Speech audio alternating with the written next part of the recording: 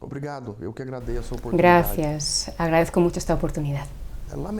Es lamentable este tipo de acciones. Entendemos que el diálogo es siempre la búsqueda del consenso, ese es el mejor camino. Debemos partir de aquello en lo que convergemos. Podemos tener divergencias en un ambiente democrático, eso es natural. Pero debemos siempre partir hacia aquello en lo que convergemos y no aquello en lo que divergimos para encontrar soluciones.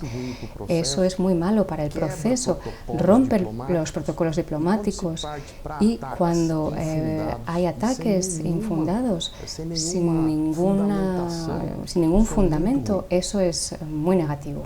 Sí, presenté una denuncia en la policía aquí. Se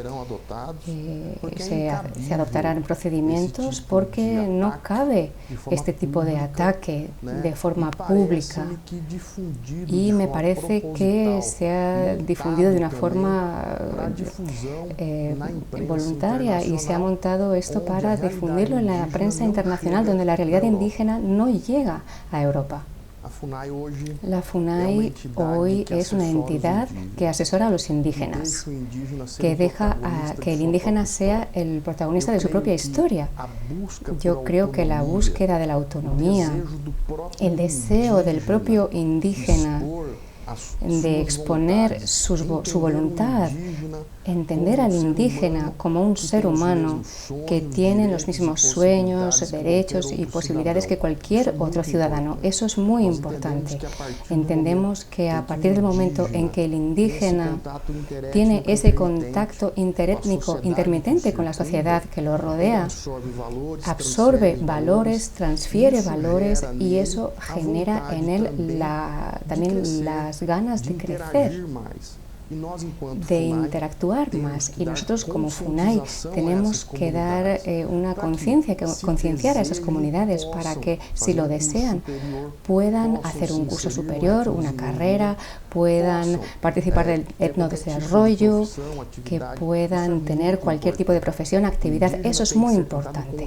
El indígena debe tratarse con respeto y nadie mejor para hablar de los derechos del indígena o de lo que sea que el propio indio.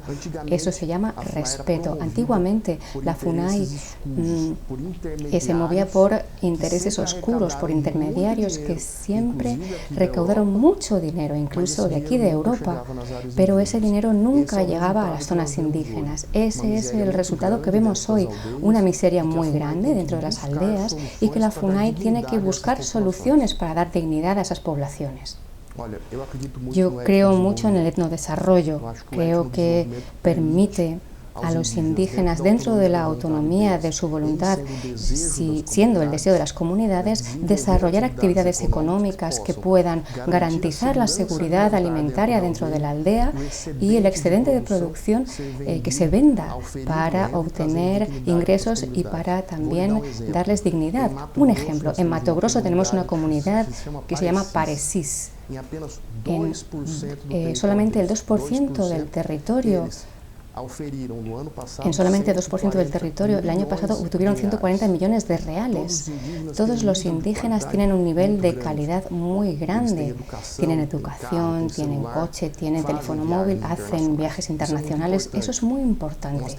Tenemos otro ejemplo, las gambas de los potiguara, el café, el pirarucú, la hierba mate de los guaraníes, es decir, hay una capacidad dentro de las zonas indígenas muy grande.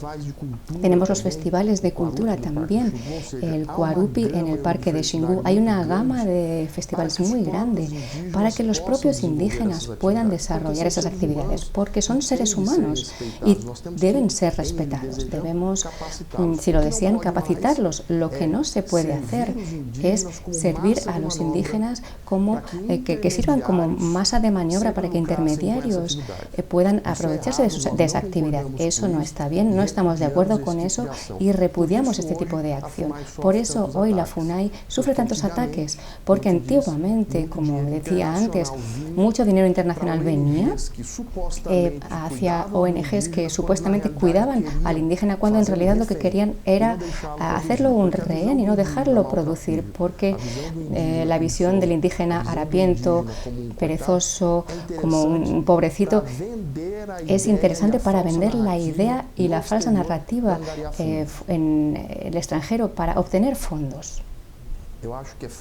Yo creo que es fundamental que llegue porque hay muchos recursos internacionales que vienen hacia algunas entidades que yo no sé si de buena o mala fe, eso no se vigila por los gobiernos extranjeros. Tenemos que efectivamente investigar lo que sucede y seguir el dinero dentro de esas ONGs dentro de Brasil.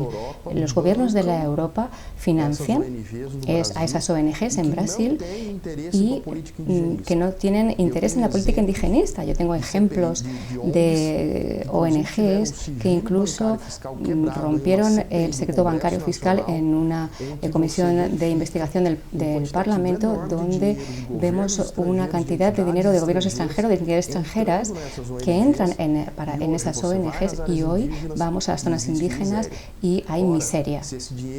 Si todo ese dinero, toda esa enorme cantidad de dinero hubiera llegado a las aldeas, sin duda tendríamos un nivel altísimo de desarrollo de las personas.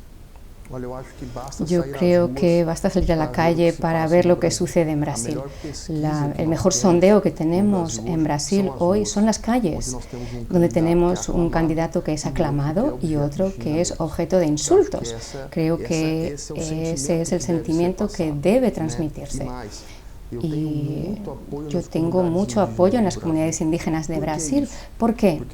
Porque tenemos más de 300 etnias en Brasil y 270 lenguas.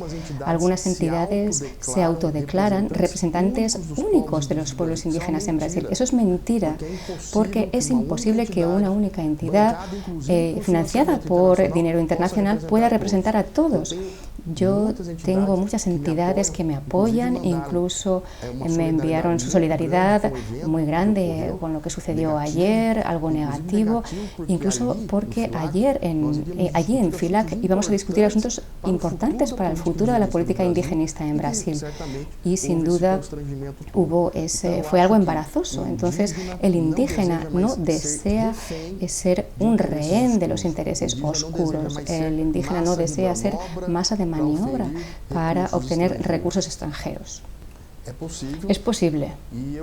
Y yo creo que, como dije, el mejor sondeo que tenemos hoy son las calles, el sentimiento de la población brasileña. Eso es muy importante.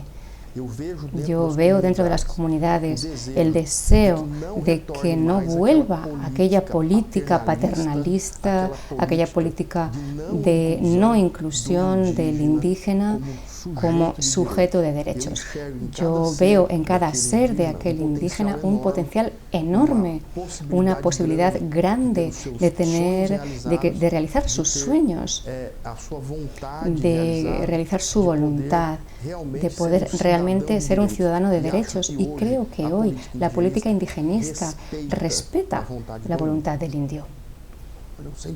El sentimiento que yo expreso es el sentimiento de las aldeas, es el miedo, la desconfianza de que vuelva aquella política indigenista de no inclusión de los indígenas. Tenemos hoy en Brasil aproximadamente una población de 1 millón de indios, y yo veo con mucha desconfianza que los retrasos, el uso de intermediarios para recaudar fondos internacionales, incluso para partidos políticos, y que nunca llegan a las aldeas indígenas, que todo eso vuelva.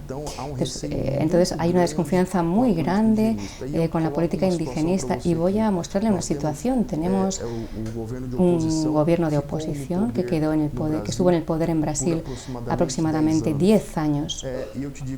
Y le digo una cosa: si los problemas indígenas fueran fáciles de resolver, ¿por qué no los resolvieron antes? ¿Por qué no indicaron cuál era la solución anteriormente? Al contrario, lo que vemos hoy es el fracaso de esa política indigenista. Me gustaría darle 2 ejemplos. Cuando comparamos nuestra gestión con la anterior, hubo un aumento de 150% en inversión y vigilancia territorial. Eso representa una reducción de la deforestación de las tierras indígenas de Amazonia Legal de un 26%. También aumentamos en 335% la inversión en la protección del indígena aislado y de reciente contacto. Brasil distribuyó durante la pandemia a los indígenas de Brasil 1.700.000 cestas básicas. Eso da aproximadamente 35.000 toneladas de comida. Creo que es el mayor programa asistencial de poblaciones vulnerables del mundo y eso no llega aquí, eso no se divulga. Es importante que tengamos la convicción de que tenemos un compromiso con esas poblaciones vulnerables y que Brasil hoy tiene una política indigenista seria, transparente y eficiente.